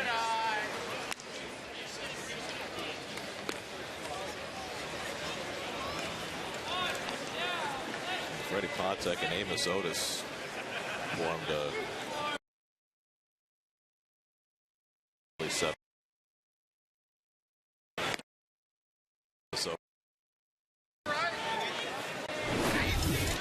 And Amos Otis went on to play for Whitey Herzog. Make Otis say, want to play there. He was with the Mets the early part of 1969. Oh, yeah. But was gone by the time that team won the title. Hey, and he goes down swinging. So a good inning for Brett Myers, working around an error.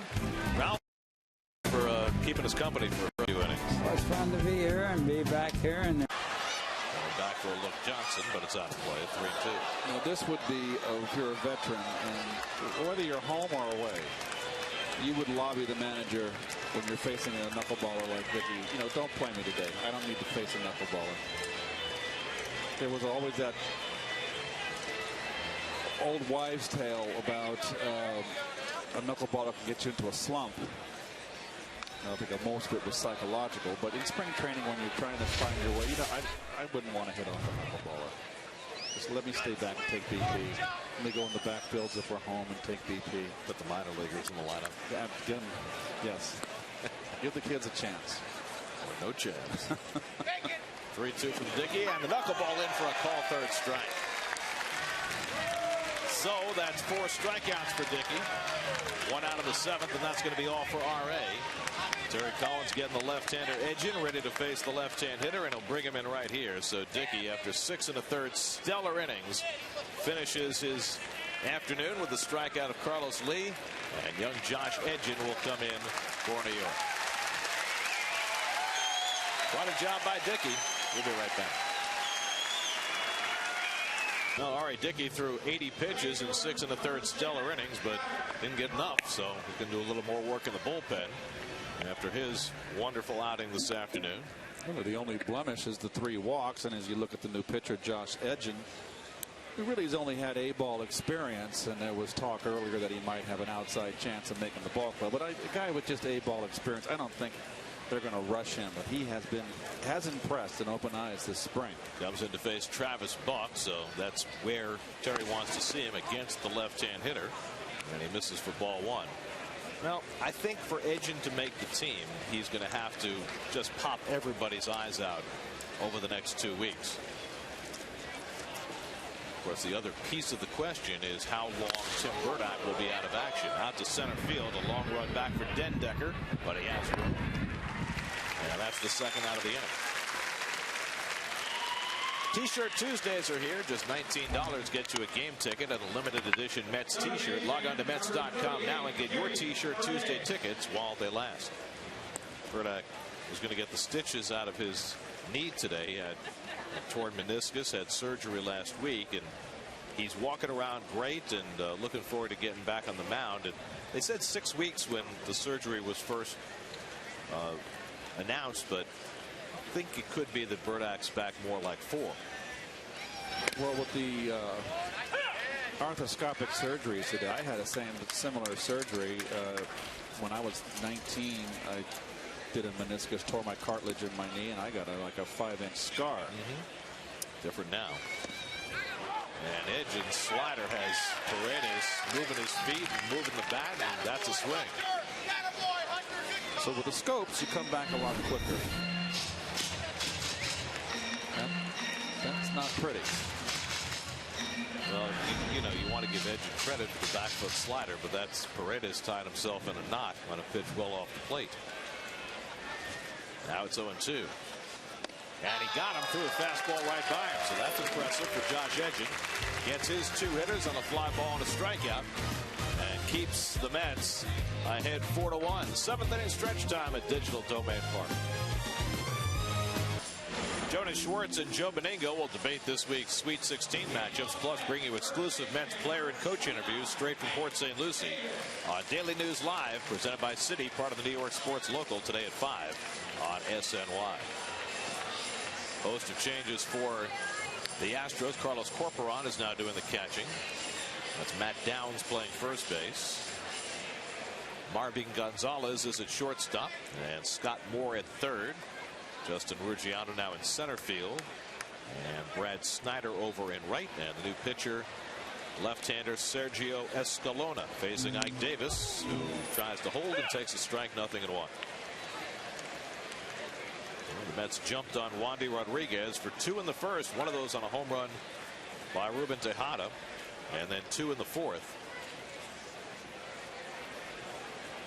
Astros bullpen has been better. Ryder Cruz and Brett Myers, and now one banks off the third baseman Moore, and no play for Gonzalez, and Ike Davis aboard. Well, he hadn't played perfectly off the line, but couldn't handle that one hop.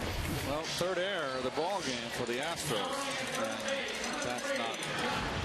He just let the ball play him. And Davis, on his 25th birthday, will take his exit. And Josh Satin will come in to run for him. You know, it is his birthday. They can give him a gift and give him a hit. It's March.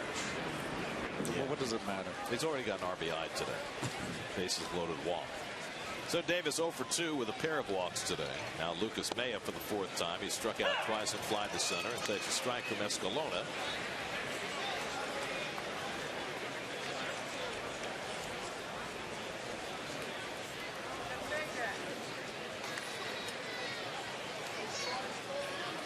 Daniel Murphy there joking around with Ike. He hits it out to right center, and Snyder drifts over, and watch out! The 2 outfielders come together. That is the right fielder's ball right there. Ruggiano almost running over Snyder, who was able to hang on to it for the first out. Well, that is clearly the right fielder's ball. Overzealous, he's calling for it too. But getting back to Murph turned a nice double play again today, and a ground ball. He started the double play. Murph looks like he's getting a little more comfortable at second base. And that's really all you ask, that he be comfortable and adequate, because his bat will play. There's Vinny Rotino, 1 out and 1 on. He laces one to right center for a base hit. Satin will go first to third. So Vinny Rotino has his 2nd hit of the day, and the Mets have runners at the corners against Escalona. Nice ball outside corner, bell tie, goes right with it.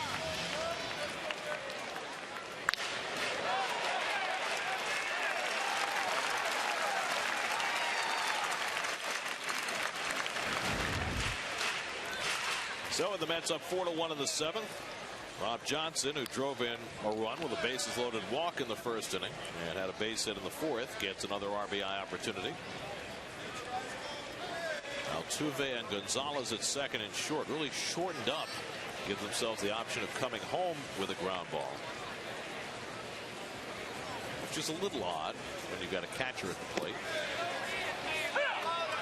To be able to have faith that you can turn a double play. You see how close they are playing at 2nd and short. It is not what you would call double play depth.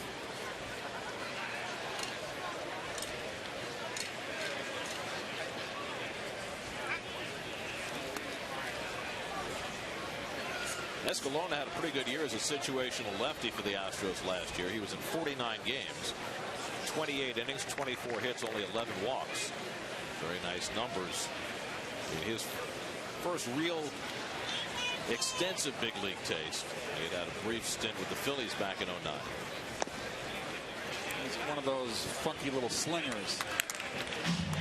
That rushing arm motion is probably more deceptive, not breaking 90 mile an hour on the radar gun, but a deceptive delivery. And he's left-handed. And he's in the mix for the job again this year with the Astros, along with guys like Fernando Abad and Wesley Wright. Think about a team like the Astros. You lose 106 games, you're going to have competition the next spring. And they've got plenty. They've got lots of competition for the 7 spots in that bullpen. Brett Myers is a given. Brandon Lyon is a given. Wilton Lopez. Wilton Lopez had a nice year. He had a nice year. But beyond that, they could go in a lot of different directions. Brad Mills over the next 2 weeks is going to have a lot of decisions to make. 2-1 to Johnson, and that's inside. So now it's 3-1 with Matt Dendecker, the left-hand hitter, on deck. Yep. You send the runner? I think you send him. Stay out of the double play. Saw that graphic a moment ago. 106 losses, worst in franchise history. Think about that. The Astros came in as an expansion franchise the same time as the Mets, and the Mets 3 times in their first 5 years lost 110 or more. The Astros never did. 3-2 now to Johnson. Well, like Ralph said, they had a leg up on the Mets with the farm system the year prior in '61. They've got a funny history, haven't they? Never won a World Series. They didn't get to a World Series till 2005. They lost 2, or probably the most exciting playoffs, and you know that you can see. The Phillies beat them 1980, and then the Metsies. That Phillies series in 1980, best of 5 series, 4 of the 5 games went extra innings. Exactly, and they would have won a ball game. I forget who it was at third base. Remember, he tagged up and left too early on a throw home, and they appealed, and he was called out. It was a critical run in that game. It was late. I forget which game it was. 3-2 to Johnson, bounced down to third, and they make the play to second and on to first, but it's a balk, and a run's going to come in. So the Mets get the benefit of the balk call against Escalona, and that makes it 5-1. Well, I'm going to see what he did here. I was watching the monitor. Just didn't stop. I guess he didn't stop. That's a little picky, isn't it?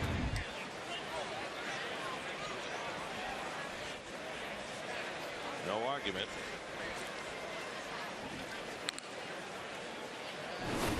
I just don't. Let's just see if he didn't.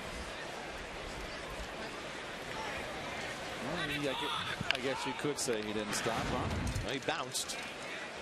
It was one year, was it 1987, when they called that so strictly, and yes, the balks exploded that year. There goes Rotino, and Johnson fouls it off. Rotino taken off for third on that pitch. That was Bob Davidson that year. Well, it was everybody that year, but then Bob took it to another level. Well, I like Bob. He maintained the strictness of his ball calls.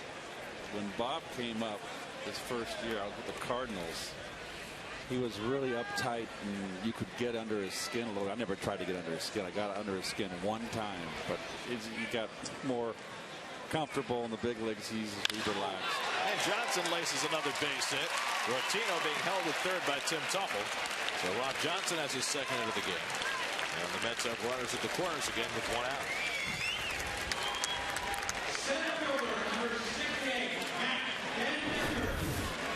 Fastball down the pipe and down, and he goes down and gets it nicely, Mr. Rob Johnson. And Tim Tuffle, third base coach, wisely holding up the runner. Johnson's a guy like Mike Nickius, who is lauded for his defensive skills, but needs to prove that he can hit at the big league level. Batted just 190 last year for San Diego, so it's an important game for him. 2 for 3, a walk, an RBI. Here's Dendecker, who would be a tough guy to double up. So again, they shorten up at second and short. And Dendecker fouls it off. Good cut. That's 0 for 3 today. Reached on an error, scored a run in the fourth. Wandy Rodriguez lasted just 3 2/3, allowed 4 runs and 6 hits. He walked 5. His second straight disappointing start for the Astros. And more disappointing when you consider that Wandy at this point is considered the Astros ace. Maybe he and Norris are 1 and 1A. Inside hits Dendecker to load up the bases. So it's turning into an ugly inning for Escalona. An error behind him. A couple of hits, a balk, and now a hit by pitch to load him up. Second baseman, number 6, Omar Quintanilla. And Omar Quintanilla will come up for the first time.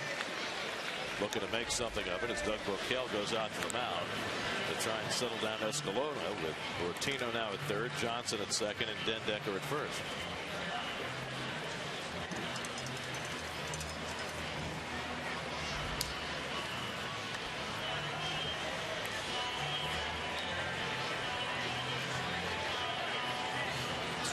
So now Quintanilla, the former Colorado Rocky, a left-hand hitter against the left-hander Escalona. Everybody clap your hands.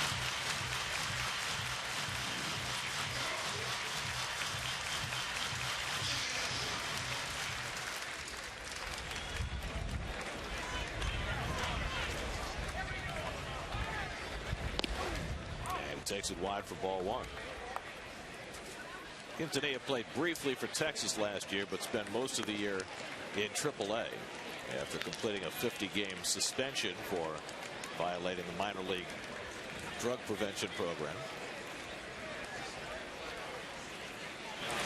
And a curveball drops in for a strike, and it's 1-1.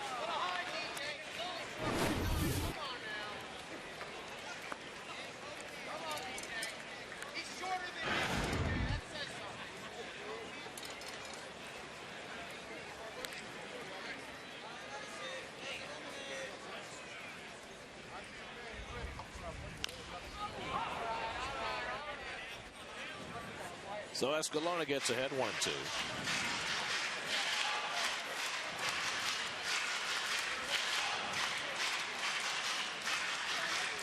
Ortino at third, Johnson at second, and Dendecker at first with 1 out. By the way, you mentioned our buddy Kevin Burkhardt earlier. I figured that he'd be home and frolicking in the pool. It's such a beautiful day in New York with his son Logan. But apparently he's sitting on the couch watching us, not watching you. Untrue. I texted him and gave him a hard time. I asked him, as you did, if you got something, if you got anything better to do. And he said, no, I was out. I just stopped in and turned it on just to get a quick look and watched. I'm back out again. You think Bill Webb and Pick are watching? Ronnie? Honest answer? 2-2 to Quintanilla. I mean, I was sitting home, earlier this spring, and you were watching? Helped you out with the scoring decision. You did. You were there. I recall. Yeah, well, some of us, have more broadened lives than others. Now the 2-2, and Quintanilla fouls it back. Did your monitor just go out, Keith? It's come back on. It's back. We've had some issues today. Had audio issues, video issues. When we opened the broadcast, you had this big, broad, laughing smile on your face, but nobody got to see it. Because you were open. We started the open, and you were reading, here we are with St. Lucie, the New York Mets baseball. You were so excited. It made me smile. Aren't you always excited when there's a baseball game about to ensue? Yeah. It's nice to have you back, by the way. It's good to be here. Where else would I ever belong? Seventh pitch coming to Quintanilla. And he bounces that one foul. I mean, you realize how many years you've been sitting in this booth high above what used to be Thomas J. White Stadium and is now Digital Domain Park. Well, you've been at it longer than me, from the radio side at first, of course, and this is our 7th year together with SNY, and I started with MSG, so gosh, I've been at it well over 10 years. Hey, when I started, you were still playing for the Mets. I was on my last leg. That makes me old. You came in with 87? 89. Of course, it makes you older.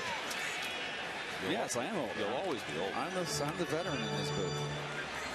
You're the grandfather. Yes. That's scary. Ronnie and I haven't quite reached that level of prominence yet. We'll give our kids time. But I think we're all in our 50s. Yes, we are. Ronnie joined us last year. I'm pushing the 60 mark. 9th pitch coming, and the curveball pulled on a fair ball. Quintanilla with an extra base hit, and that might unload the bases. Rotino and Johnson are in. Dendecker right behind them. A bases clearing double for Omar Quintanilla. And it's 8-1 New York. Well, I like Quintanilla very much. I think he's a decent hitter. He stays in. I think it was one of a nice pickup. It was a subtle pickup for the Mets here. Second play. That's the hit you want. It breaks the game wide open. Well, Quintanilla will probably open the season in Buffalo, but he'll be there for middle infield insurance if the Mets need help as the season moves along. Ronnie Cedeno, who figures to be the major league middle infield backup, up for the 2nd time in this game. Cedeno reached on an error his first time up. Took over for Ruben Tejada, who delivered the keynote today with a 1st inning home run off Wandy Rodriguez. And Cedeno's got a base hit. Quintanilla will be held at 3rd. And so the hits just keep on coming, and the nightmare inning for Sergio Escalona continues. Well, I'm trying to make a ball club, and this is not the outing you want. These aren't soft hits. Well, the inning started with an error by the 3rd baseman Moore, but then a couple of hits, a balk, a hit by pitch, a double by Quintanilla, now another hit for Cedeno. And that's going to be it. It would appear for Escalona, so he leaves after just a 3rd of an inning. We'll come back with more from Port St. Lucie in a moment. Against the new Astros pitcher, Henry Sosa. Here's Mike's numbers with Buffalo last season, and there's Mr. Sosa. Dominican Republic. 6'1". He's a big guy. Made 10 starts for the Astros late last year after being acquired in a trade from the Giants. Nikias has had a good spring with the bat. He's hitting .263. He's hitting the ball with a little more authority than we've seen in the past. And as we've discussed innumerable times about Mike, that's where he has needed to post improvement in order to prove that he belongs on this ball club. And there's no question about his catching skills.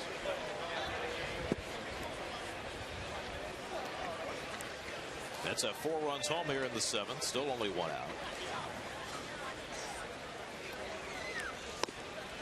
Slider away, 1-2. Nicky is the 8th man to bat in the inning. Adam Lowen is now out on deck and ready for his first plate appearance.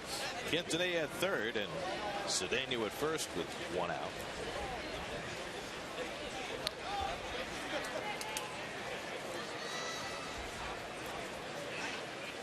So he's had quite a track last year. Played for 5 different teams. Being traded in midseason. Ooh, hanging slider right there.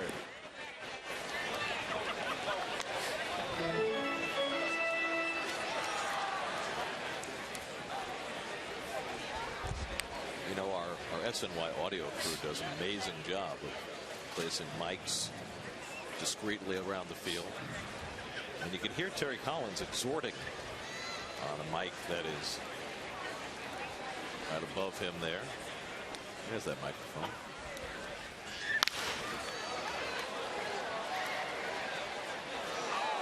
So you got to watch what you're saying.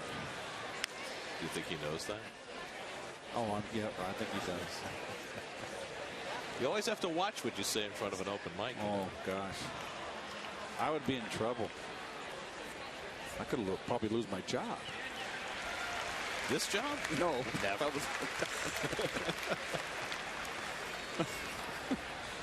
1-2 to Nickius.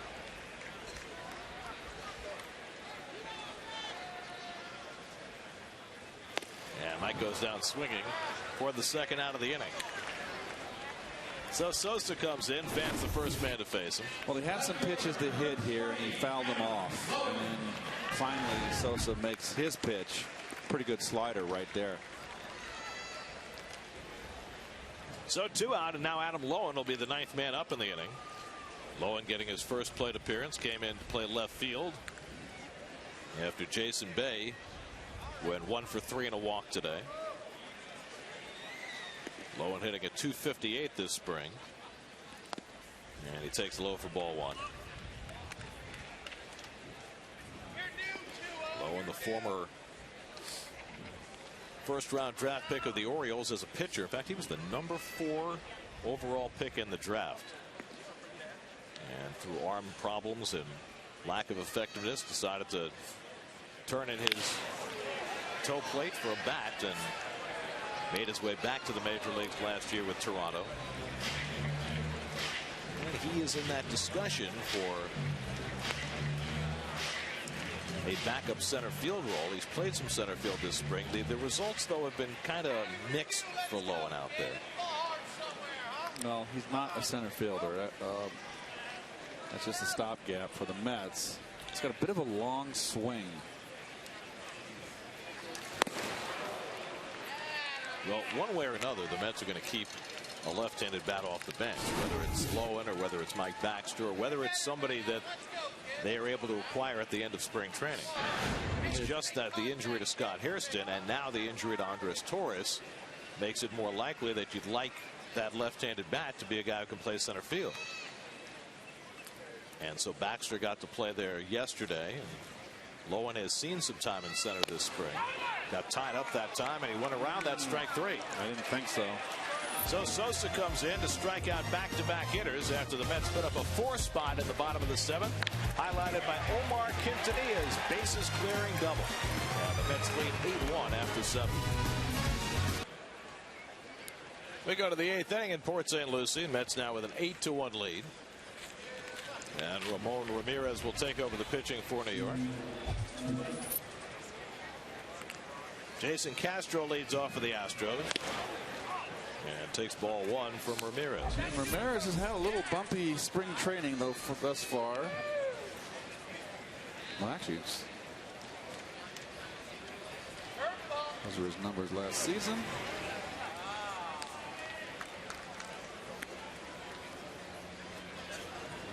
Well, there's Jordany Valdespin, and he is now playing center field.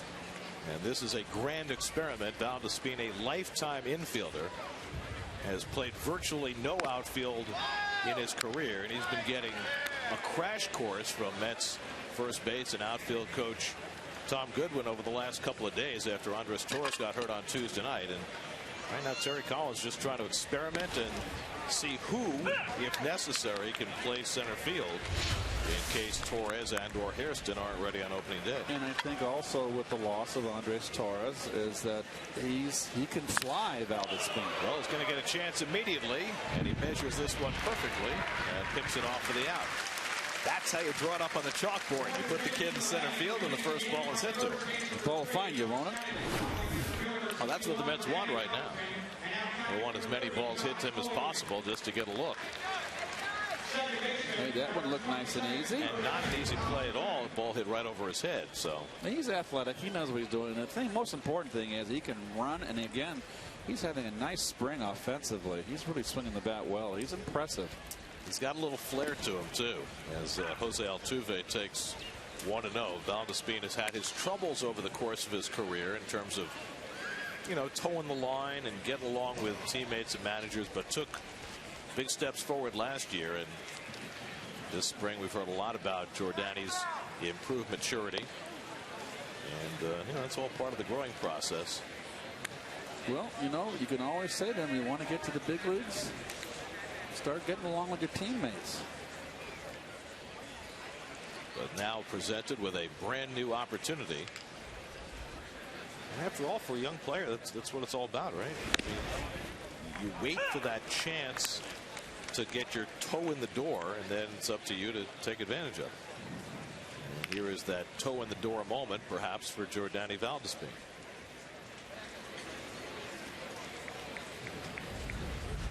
Jose Altuve at the plate, walked and scored the only Astros run in the 6th. And he chases that one out of the strike zone. He's down. So Ramirez with a strikeout. 2 out and nobody on.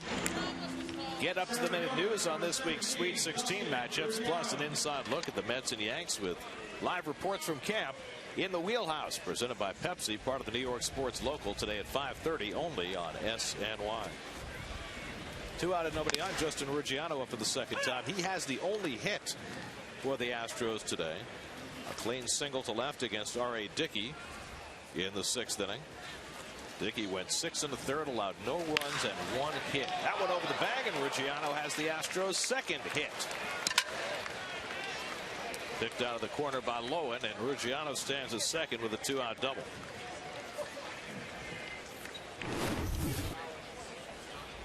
Well, there it is. Fastball down and in, meant to be away.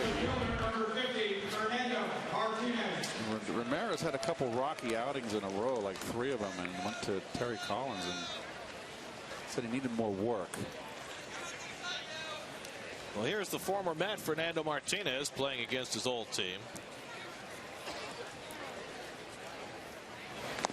Fernando was considered the best prospect in the Mets organization for years, but every year was unable to keep himself in the lineup long enough to prove it. And with the new regime coming in, not quite as tied to the idea of Martinez as a huge prospect, it was a lot easier for them to finally say, well, it's time to cut ties. So the Mets put him on waivers. The Astros picked him up, and we'll see if Fernando can forge a healthy career in a new organization. Well, the injuries were definitely early and often for Fernando. He's never played more than 90 games in a professional season. It's a sharply, but right at Quintanilla, and so Ramon Ramirez with a nice inning. A double and 1 left. Middle of the 8th, 8-1 New York. Rest of the 8th, Josh Satin gets his first at bat. Satin came on as a pinch runner, stayed in at first base, scored on a balk in the 7th inning. Facing Henry Sosa, who was impressive. Came on in the 7th to strike out the 2 hitters he faced. And now he falls behind Satin 2-0. Joe Thurston, veteran, now playing second base for the Astros. Boys, he's been around. Remember when he was such a bright prospect with the Dodgers back in the early part of the last decade, but could never stick with LA, and he has made the trek. Played in the big leagues with the Dodgers, the Phillies, the Red Sox, the Cardinals, last year briefly with the Marlins. Sad hits one foul down the right field side. Snyder over for a look, but it lands untouched amongst the bullpen crew. 2-2. But you know, persistence is important in this game, and here's Thurston at age 32, still fighting for a job, and he's got an outside shot of making this Houston team. I mean, over the course of 10 years, he's had 337 big league at bats. I mean, that's a lot of starting and stopping. Yep. He's also had over 5,500 minor league at bats. It's a lot of bus rides. And he hits 300 in the minor leagues every year. 3-2 to Satin toward the middle of the diamond, and that's a base hit for Josh Satin. So the Mets up the leadoff man on the 8th. Get a one-of-a-kind look at Mets spring training with the latest news from Port St. Lucie. Insider info, exclusive interviews, and behind-the-scenes video on Mets Blog, presented by Verizon, featured on SNY.TV, your online home of all things New York sports. That's their 11th hit of the afternoon. And now Lucas May, who's played the whole game at third base. If you're just joining us, today was a positive step forward for David Wright. David took batting practice on the field before the game today. Did not look limited in any way, and felt good about it afterward. As May pops one up on the left side. And the third baseman Moore makes the play, 1 out. David figures he'll have a few more days of that kind of batting practice, and hopefully by the end of the weekend or the early part of next week, he'll finally get into his first spring training game. And another positive in today's game is the start by R.A. Dickey. That's 2 back-to-back solid starts. Santana, of course, had a terrific start yesterday with 6 innings, with 1 run ball, 6 strikeouts, and Dickey had a 6 1/3 with only giving up 1 hit, 3 walks and 4 strikeouts. John Neese was terrific in his last start. He went 6 innings, so the rotation starting to round into form. Pitching's the name of the game. The pitchers are going to have to pitch this year. They have to pitch every year, but Frank Francisco, whose job will be pitching the 9th inning when the season starts, will get a 9th inning today for the Mets. You get closer and closer to opening day, you start to play the game a little more the way you would in a regular season game. You saw Edgin come in to face a left-hand hitter today to give Terry a look at how he fared in that role. Got starters playing 6, 7 innings now, getting 3 or 4 at bats. Start building your everyday players, start getting 3, 4 at bats. Start building it up, getting down to the wire here. Now, well, not close, but 2 weeks. But once you get down to single digits, under 10, then you start wanting to turn it on. Vinny Rotino takes it high, and it's 2-1. Vinny's 2 for 4 today. Had an infield hit in the first and then single to right in the 7th. Playing right field today. Lucas Duda didn't get a full day off. He had to talk to us. Yeah, it's true.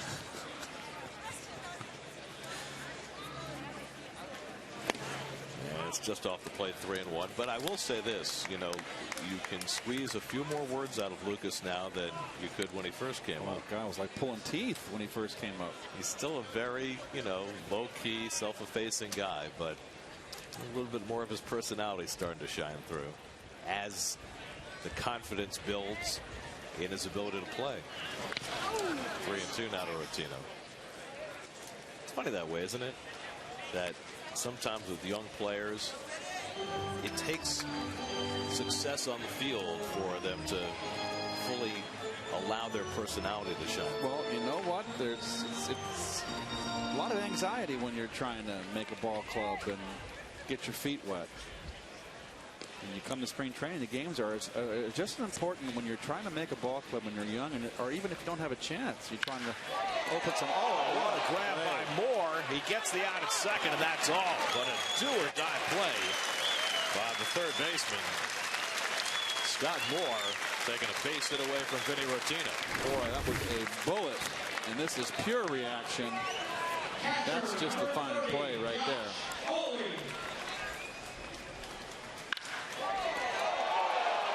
That's a base hit. Yes, sir. Moore turns it into an out. You know, but getting back to spring training, whether you're going to make the team, have a chance to make a team or not, it's a lot of anxiety. Josh Tolley pinch hitting, and he takes ball 1. It's not. You can relax after you become a veteran. You know you made the team. Then you can just kind of relax and enjoy spring training, get yourself in shape. But boy, when you're trying to raise eyebrows, everything's important.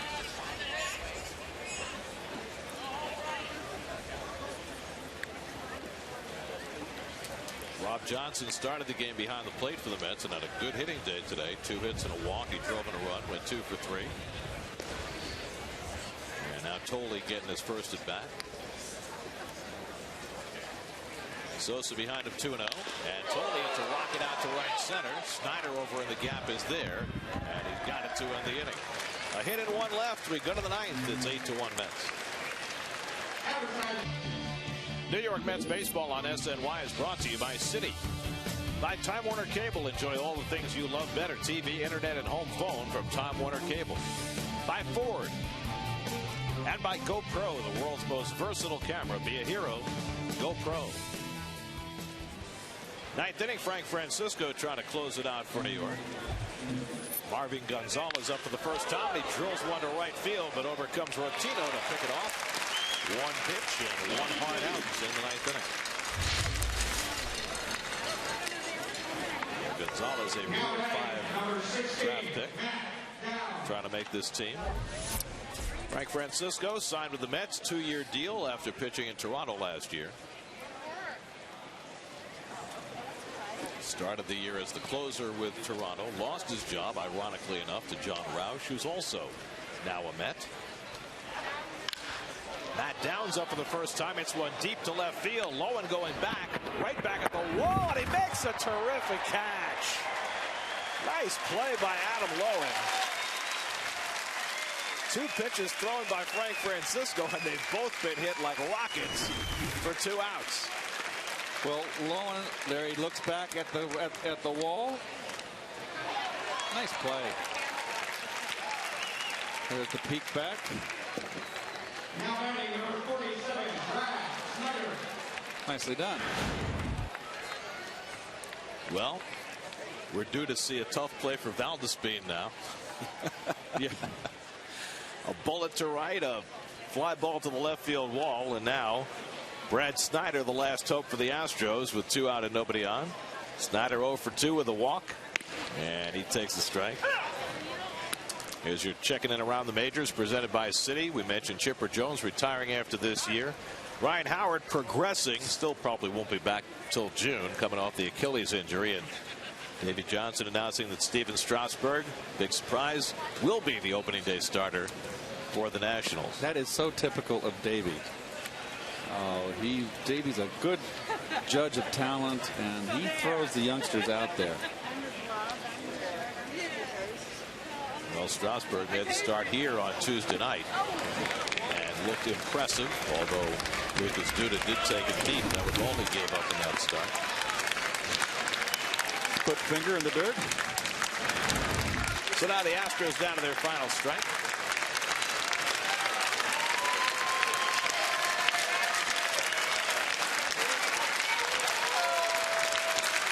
And Snyder hits a rocket up the middle.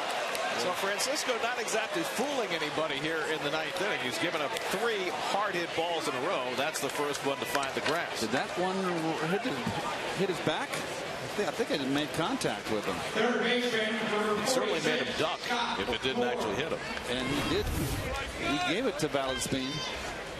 Let's see if it hit him. Nope. Well, so there have been 3 bullets hit to all 3 fields. Now Scott Moore, who made that tremendous defensive play in the last half inning, gets his first turn at bat. And Moore takes it wide for ball 1. Tonight starting at 10:30, get continued coverage of today's Mets Astros matchup, plus interviews, highlights, recaps, everything New York sports on Geico Sports Night, starting tonight at 10:30 only on SNY. The runner goes. The Mets will ignore him. Snyder takes second on defensive indifference.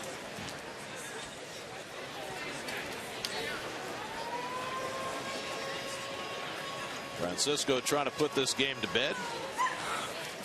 Not you. Not allowed to yawn. Sorry. Up and in 3-0. I lost my, I just wasn't thinking. Lost your mojo. Mets will be up in Disney to play the Braves tomorrow, and then back here to play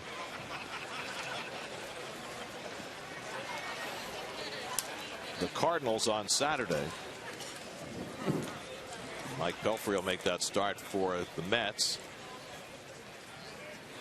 Interesting revelation today that Pelfrey had been playing with something of a high ankle sprain early in the spring, which perhaps accounts at least in part for the fact that he has been getting hit very hard early in the spring. But it's going to be a very important start for Mike here on Saturday. Another hard hit ball.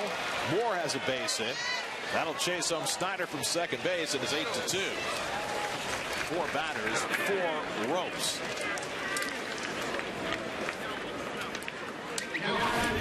Well, Frank Francisco is going to be the closer here, and he's getting touched up.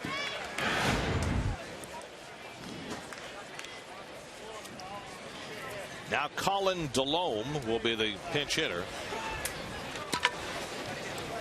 Delhomme, a minor leaguer, brought over for the game today by the Astros. and he hits one in the air to right, and this should end it. Rotino is there, and the ball game is over. So the Mets with a big offensive show today and superb pitching from R.A. Dickey take care of the Astros 8-2. Well, the most important thing is that Dickey had the great performance, the nice performance. Tejada in the leadoff spot led off the ball game with a home run, his first.